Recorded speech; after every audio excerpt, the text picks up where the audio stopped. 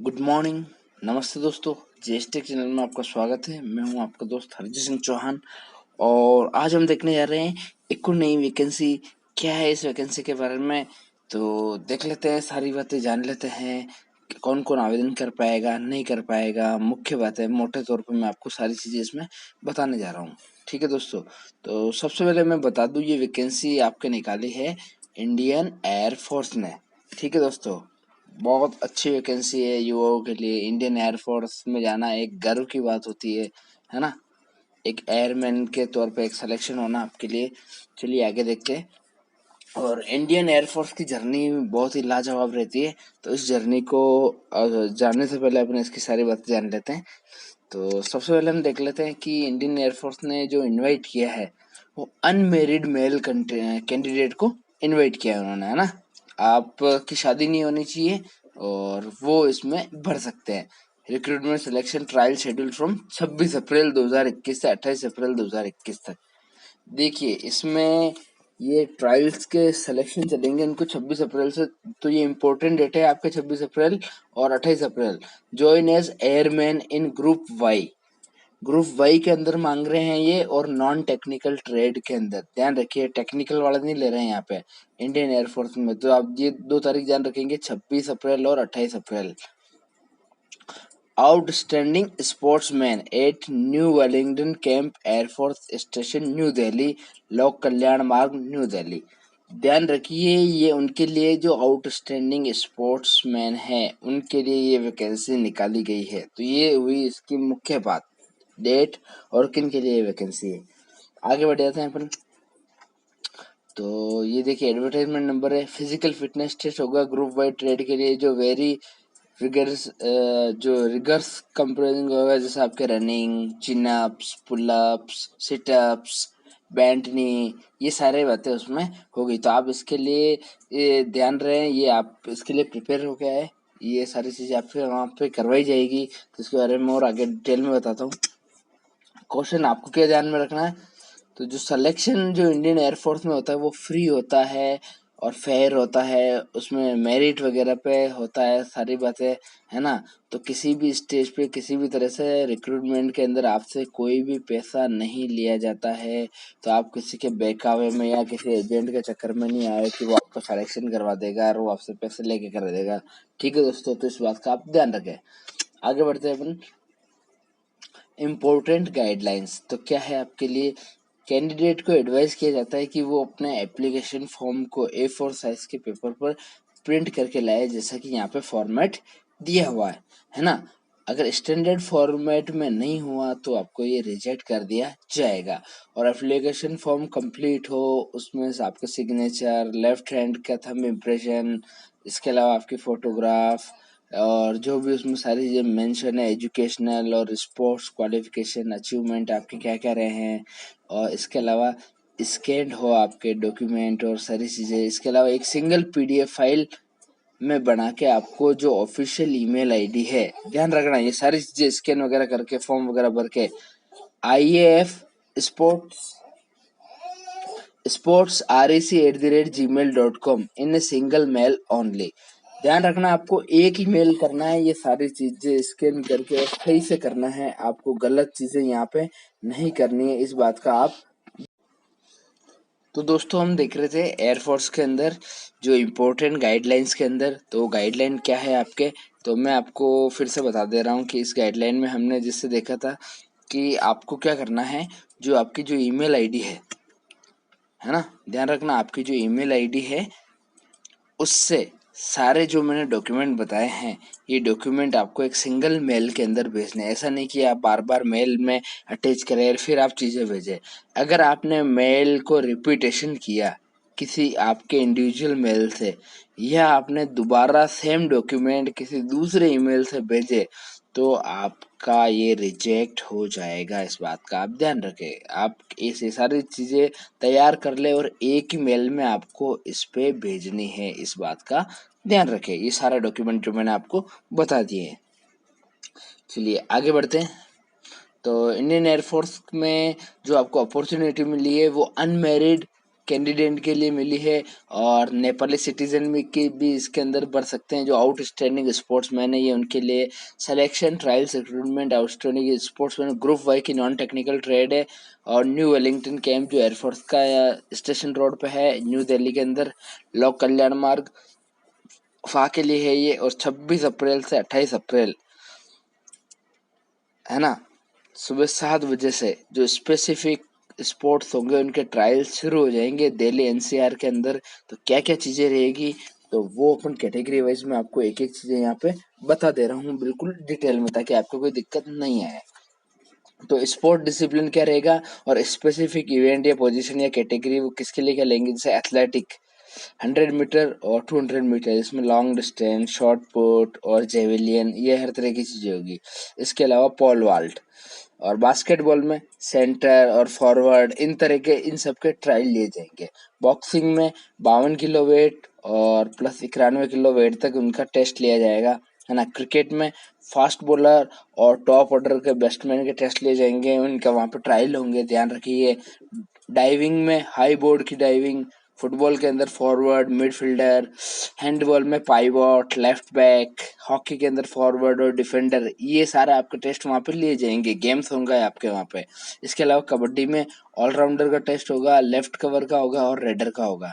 तो देखिए कबड्डी के लिए भी आप तैयार है तो आप जाइए इसमें, और अपनी क्षमता या अपनी स्पर्धा को इसमें साबित करिए, है ना। इसके अलावा स्क्वैश का कोई नहीं है इसमें। इसके अलावा स्विमिंग में फ्री स्टाइल लॉन्ग डिस्टेंस, इसके अंदर आप ध्यान रखें ये आपसे डिस्टेंस कवर कराएंगे काफ़ी लंबी।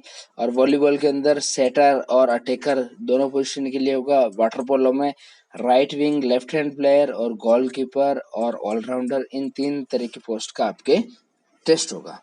आगे बढ़ जाते हैं अपन। तो इसके अलावा वेट लिफ्टिंग में 55 किलो तक, 67 किलो, 89 किलो और 102 किलो तक की वेट लिफ्टिंग करवाएंगे ये, जिसमें।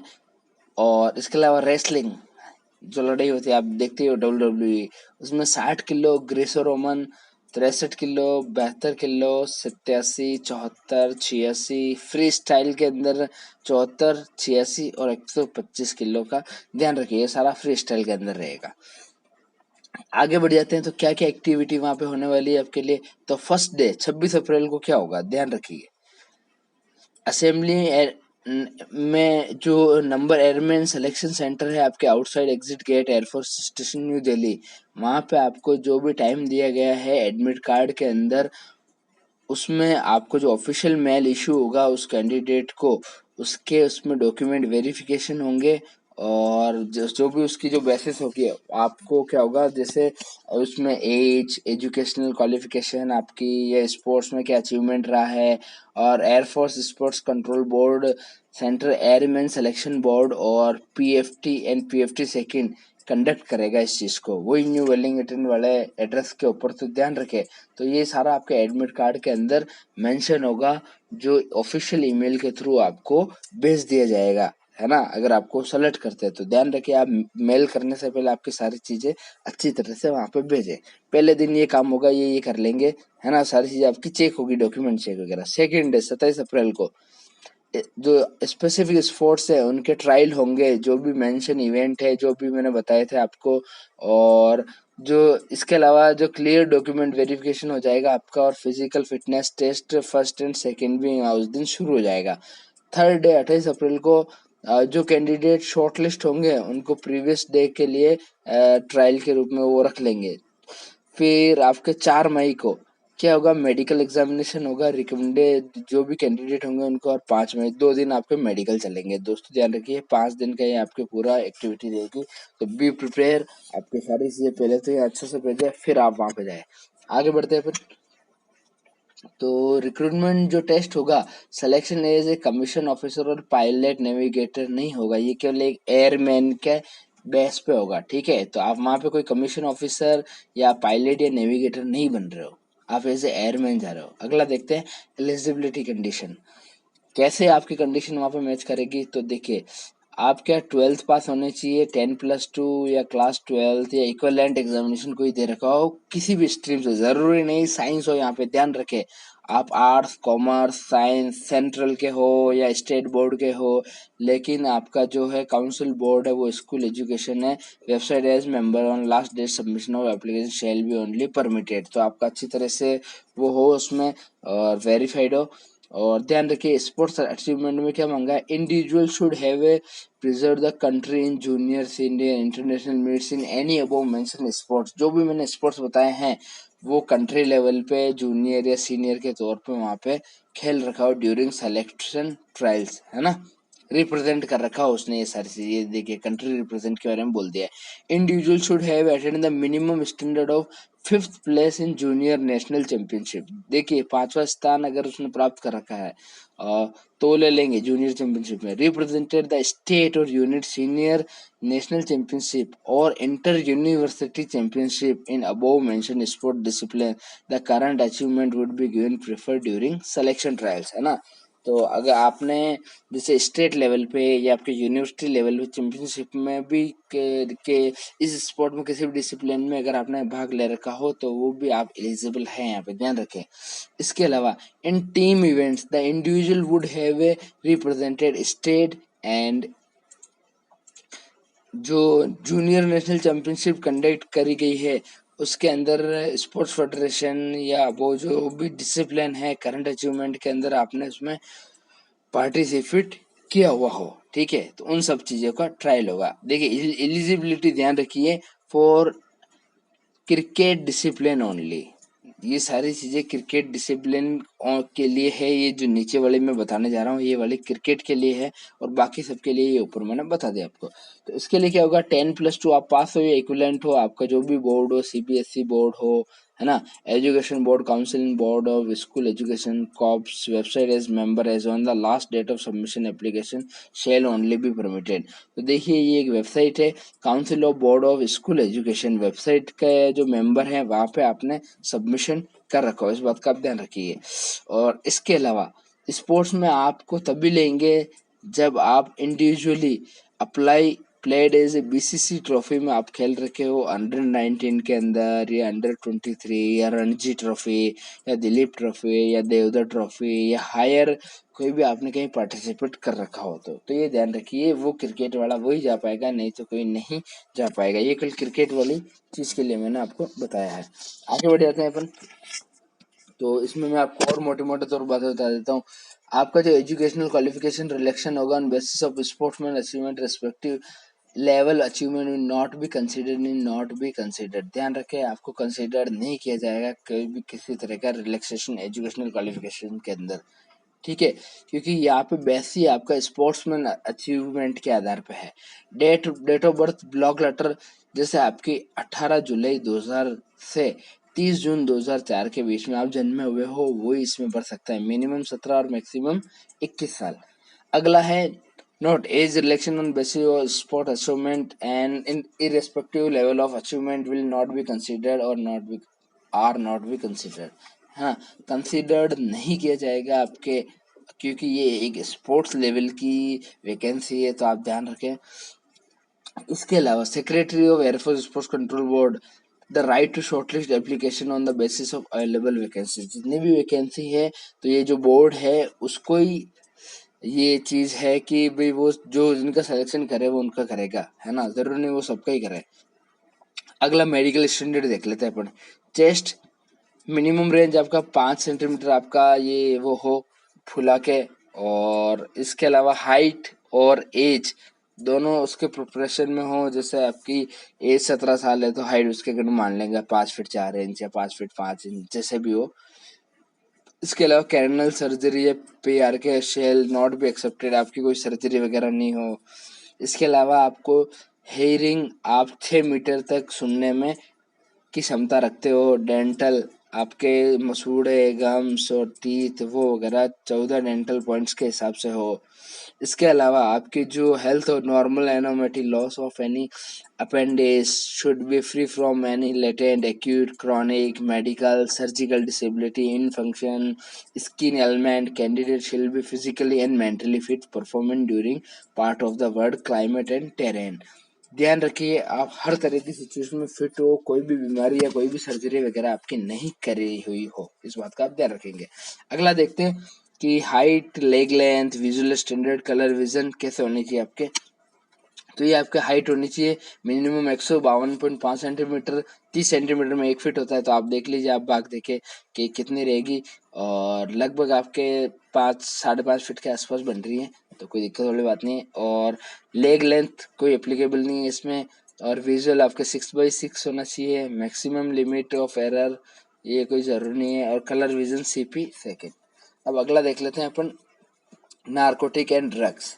देखिए जो इसमें क्राइटेरिया है कि आपको अगर ड्रग्स वगैरह किसी तरह का अगर पाया गया आपको लेते हुए, या आपकी ऐसी कोई आदत है, तो वो आपको सीधे ही रिजेक्ट कर देंगे। यहाँ पे ये बात है।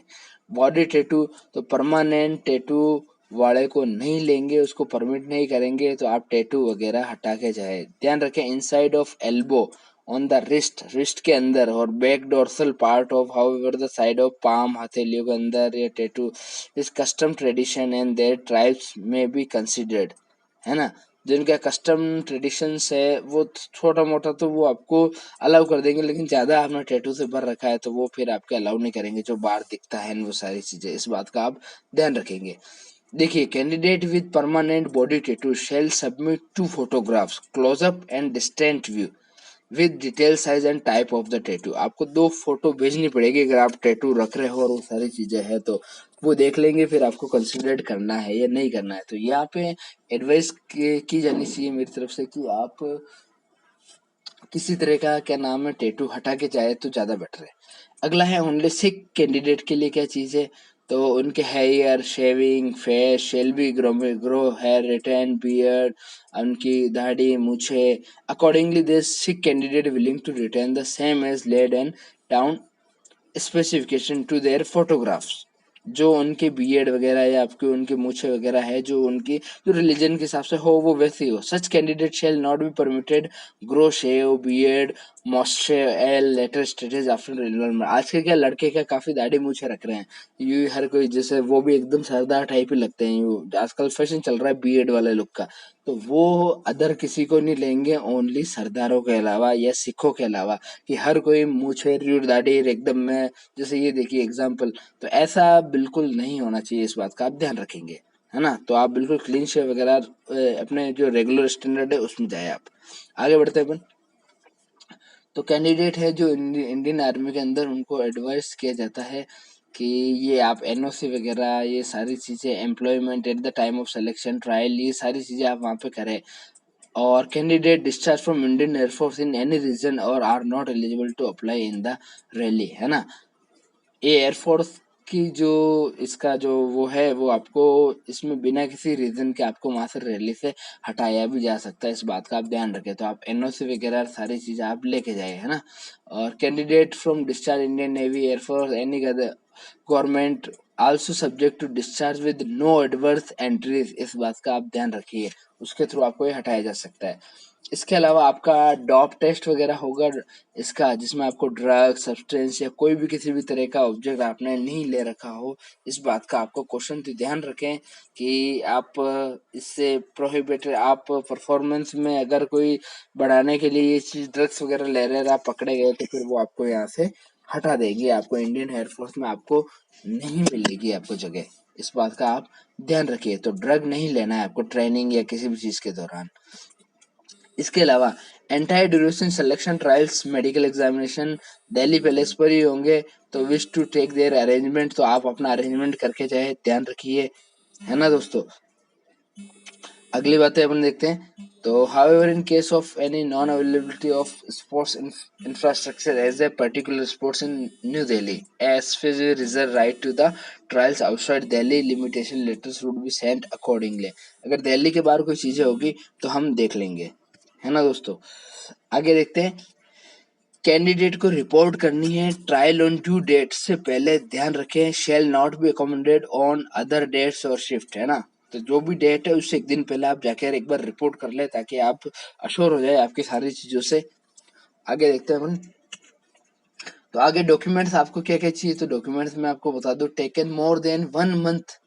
देखिए 7 copy of unstressed unattested recent taken not more than 1 month before the date of publishing of advertisement. Passport size की कलर फोटो हो आपकी, 1 महीने से पुरानी नहीं होनी चाहिए, ध्यान रखेंगे आप। तो लेटेस्ट ही खींच के वो ले जाए, इस बात का आप ध्यान रखेंगे।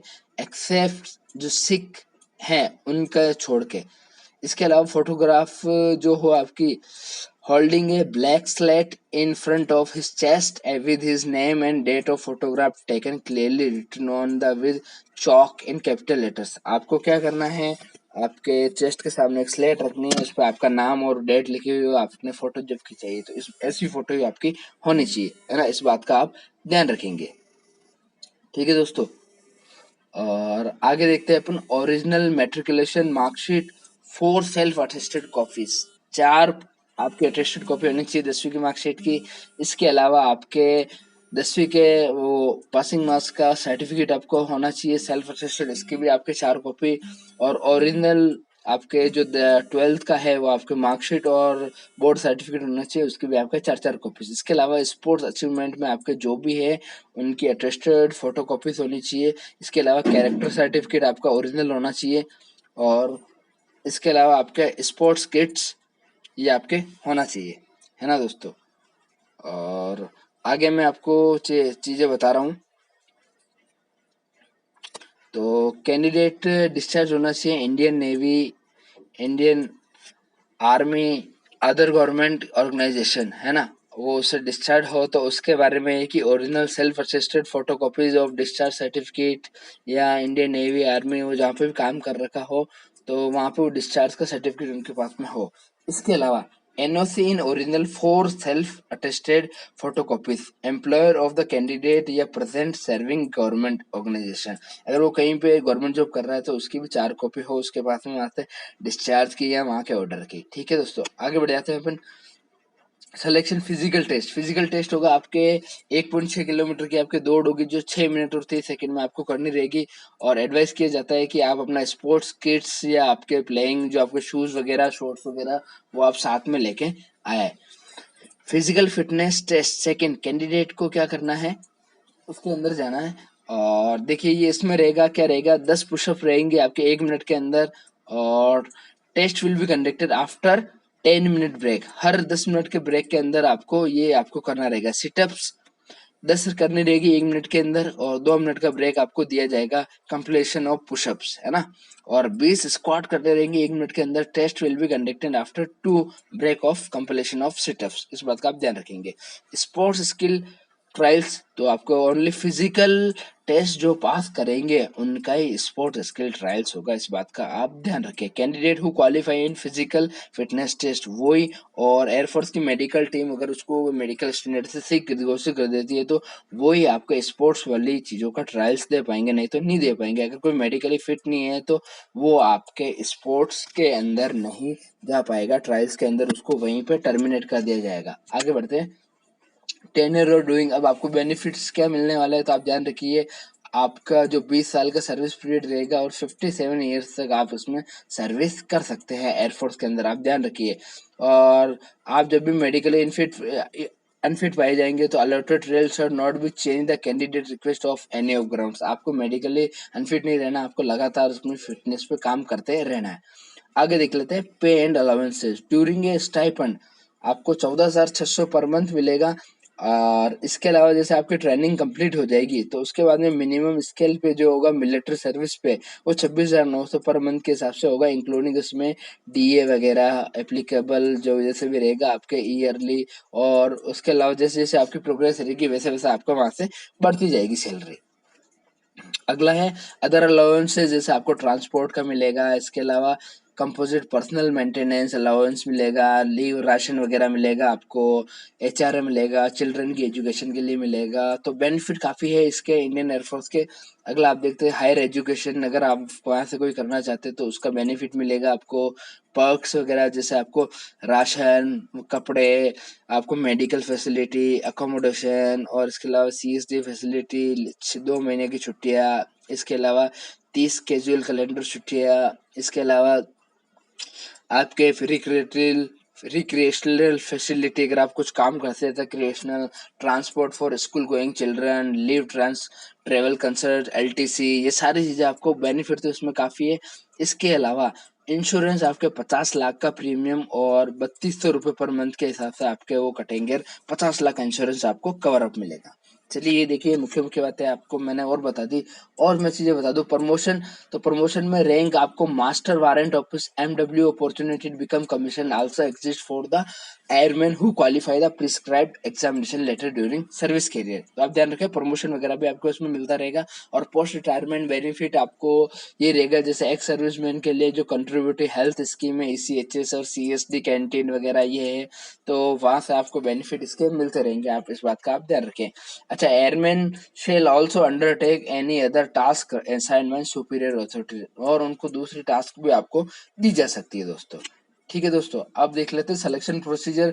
तो वेरिफिकेशन एलिजिबिलिटी, जो भी ओरिजिनल डॉक्यूमेंट हो गए वो भी आपको साथ में ले जाने हैं, वो डॉक्यूमेंट वगैरह सारे चेक होंगे, क्योंकि अगर बहुत बार होता है कि उसमें कोई दिक्कत होती है या काट छाट होती है या कोई चेंजेस होते हैं, तो वो सारे यहाँ पे चेक होंगे। और उसके बाद ही ओरिजिनल सर्टिफिकेट और मार्कशीट को वेरीफाई होने के बाद ही वो डिटेल वेरिफिकेशन होकर फिजिकल फिटनेस टेस्ट एंड वो सारी चीजें ट्रायल्स के अंदर आप उसमें जा पाएंगे। इस बात का आप ध्यान रखेंगे। ठीक है दोस्तों, फोटोकॉपी ले जानी है आपको और ओरिजिनल भी ले जाना है, सारी चीजें। आगे बढ़ जाते हैं अपन। तो मेडिकल एग्जामिनेशन, तो इसमें आप ध्यान रखें कि मेडिकल एग्जामिनेशन में आपको क्या क्या करवाना है, क्या क्या टेस्ट है। तो आपका ब्लड हार्मोन जैसे एचबी वगैरह ये आपको करवाना है, सीबीसी यूरिन का टेस्ट करवाना है, और बायोकेमिस्ट्री में आपको blood sugar, serum cholesterol, urea, LFT, और ये सारे टेस्ट उसमें होने चाहिए। एक्सरे करवाना है आपको, और ईसीजी टेस्ट, और नार्कोटिक ड्रग और सब्सटेंस अब्यूज और any other test necessary in the opinion medical officer, ये सारे टेस्ट आपके किए हुए होने चाहिए। आगे बढ़ जाते हैं अपन। तो एप्लीकेशन फॉर्म आपको अप्लाई कैसे करना है, तो देखिए, जैसे एक print of the application form is to be taken in A4 size के अंदर आपको लेना है। जो ऑफिशियल इसका नोटिफिकेशन है वहाँ इसके अंदर फॉर्म दिया गया है, उस पर आपके सिग्नेचर, लेफ्ट हैंड का थंब इम्प्रेशन, फोटोग्राफ वगैरह मेंशन हो, आपके एजुकेशनल, स्पोर्ट डॉक्यूमेंट्स रिलेटेड सारी बातें स्कैन करके आपको क्या करना है, इस ईमेल आईडी पर भेजना है, सिंगल मेल के अंदर। अगर आप बार बार मेल करते हैं या किसी और आईडी से करते हैं, कोई चीज़ आपकी रह जाती है या ऐसे कोई आप नाटक करते हैं, तो आपको वो सीधा रिजेक्ट कर देंगे। इस बात का, मेरी इस बात का ध्यान रखेंगे। और 3 कॉपी अनअसिस्टेड, ध्यान रखिए, recent passport size colour photograph होनी चाहिए, जो 1 मंथ से पुरानी नहीं हो। ध्यान रखिए, वही ब्लैक स्लेट, और उसके सामने आपका डेट ऑफ बर्थ और आपका फोटो कब ली जा रही है उसका आपका नाम वगैरह उस पर सारी चीज़ लिखी हुई हो, है ना। इस बात का आप ध्यान रखिए। और 2 फोटोग्राफ आपको साथ में लेके जानी है, ताकि और कोई वहाँ पे ज़रूरत पड़े तो आपको, और गुड क्वालिटी पेपर पे होना चाहिए, ऐसा नहीं आप हर कोई फोटो ले जा रहे हो जिसमें कुछ पता ही नहीं चल रहा है। और आपकी अटेस्टेड कॉपीज होनी चाहिए, मेट्रिकुलेशन सर्टिफिकेट 10वीं की, डेट ऑफ बर्थ की। इसके अलावा अटेस्टेड कॉपी आपकी marksheet, certificate, education qualification attested copy और स्पोर्ट्स अचीवमेंट की सारे अटेस्टेड वगैरह होनी चाहिए। इस बात का आप ध्यान रखेंगे, है ना। अप्लाई करने का मैंने तरीका आपको बता ही दिया। आगे बढ़ जाते हैं अपन। तो गाइडलाइंस, फिलिंग एप्लीकेशन फॉर्म आपको ऐसे भरना है, name of the candidate, date of birth, इस तरह से भरना है आपको। का कैपिटल ब्लॉक लेटर में ये एक तरीका दिया गया है, तो इस तरह से आप भर के फिर भेजिए। एप्लीकेशन फॉर्म जैसे आपका कंप्लीट हो जाए तो एयरफोर्स स्टोर कंट्रोल बोर्ड की जो ईमेल आईडी है इस पे आप क्या करें, भेज दे, as published in advertisement notification only those candidate send through email between the prior mention advertisement notification shall only be entertain. अगर कोई बाद में भेजता है तो उसका कोई भी एंटरटेन नहीं किया जाएगा। तो आप जो तारीख है उससे भेज दे जो दी गई है। और वार्निंग, अगर सेंड बाय ऑर्डिनरी पोस्ट या रजिस्टर्ड पोस्ट एप्लीकेशन को आपने किया, है ना, तो वो एक्सेप्ट नहीं किया जाएगा। इसमें कोई कोरियर नहीं करना है, इस बात का ध्यान रखें। केवल आपको अपने डॉक्यूमेंट मेल करने हैं और सबमिट एक ही बार में मेल करने हैं, और रिस्पॉन्स आपको फिर मिल जाएगा। Candidate submitted more than one application will be cancel, आप एक से ज़्यादा भरेंगे तो आपका कैंसिल कर दिया जाएगा। ये 2 बातें बड़ी ध्यान रखनी है। आपको कोई पोस्ट ऑफिस से कहीं से कुछ नहीं भेजना, आपको मेल करना है और वो भी अच्छे से करना है। तो मेल करने से एक बार पहले सारी चीज़ें जांच ले, फिर आप मेल करें। अगर आपको कोई क्वेरी या किसी तरह की और मदद चाहिए तो आप एयरफोर्स कंट्रोल बोर्ड में वहाँ पे फ़ोन कर सकते हैं, और वहाँ से आप ये सलाह ले सकते हैं। इनके ऑफिशियल वेबसाइट पे भी मैं आपको इसमें लिंक दे दूंगा। ठीक है दोस्तों,